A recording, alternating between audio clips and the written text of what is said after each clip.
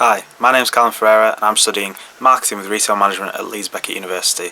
Today I'll be talking about the importance of marketing and the problems marketing managers will face in different given scenarios. Marketing is arguably the most important business function out there for every organisation. In this digital age we live in, it's important for businesses to stay relevant and ensure they understand all their customers and consumers.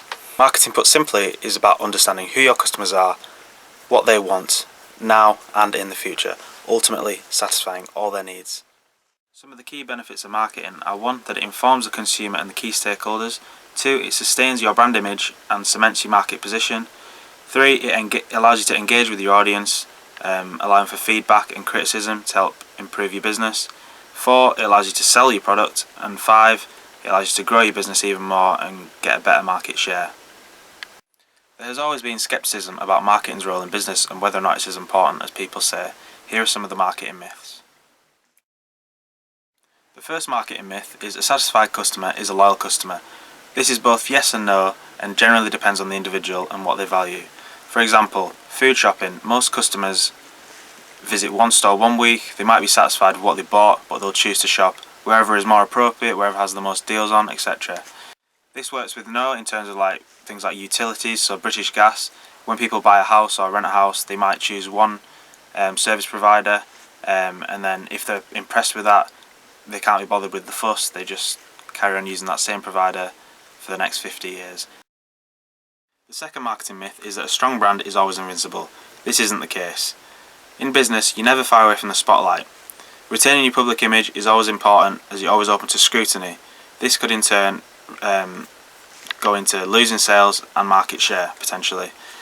Some examples of strong brands plummeting is 1. Nokia. They went from being market leaders to falling down the pecking order with Apple and Samsung. This is generally just down to no development and not listening to consumers and watching other companies to see what they were doing in the market. The second one is H&M. They released a controversial image when trying to advertise one of their jumpers. This led to riots and caused uproar in the community. The third marketing myth is that a big name brand can sustain a higher price. This is both yes and no. With no, we've got McDonald's, which is a massive company, and they're obviously market leaders in the fast food industry. They have a value for money product and they understand their market, so they can keep their prices low. In terms of the yes, you've got high street retailers such as Gucci, Louis Vuitton, and also Apple. They value their products very high and they understand their consumers and the market. So they can keep offering these high prices, and they don't need to offer sales because they know people will buy.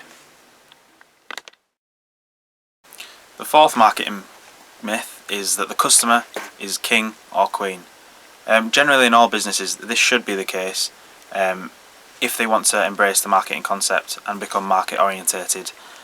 Feedback should be valued, and it's important to put the customers at the heart of all the business decisions. Retail is a good example of where the king or queen is always at the forefront of a business's mind. An example of this is Tesco. Their mission objectives are listed on screen.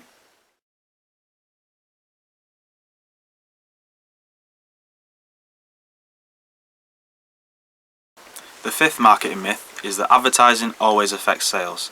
This isn't the case. Good or bad advertising doesn't really affect sales. Most people generally use a service or buy a product because they want to use that service or product. The only reason they'll change is genuinely if they can find somewhere cheaper to use their product or service, or if they find something a bit more useful. An example of an advert that caught a lot of attention but didn't affect sales was Nike's advert in 2018, which included Colin Kaepernick when he took the stand against the national anthem and Donald Trump. Nike's advert read, "Believe in something even if it means sacrificing everything." This split opinion massively, but Nike saw it as good press and they didn't lose sales. To summarise, marketing is an extremely important business function, and marketing managers face issues from the very beginning. Managers should be focused on reacting to customers' needs and trends in the global market. Researching your target market is essential, as it allows you to find out what your demographic need and want. This allows you to form healthy relationships with your customers and consumers, and hopefully allows for repeat purchases and brand loyalty. I've been Kelley, thanks for watching.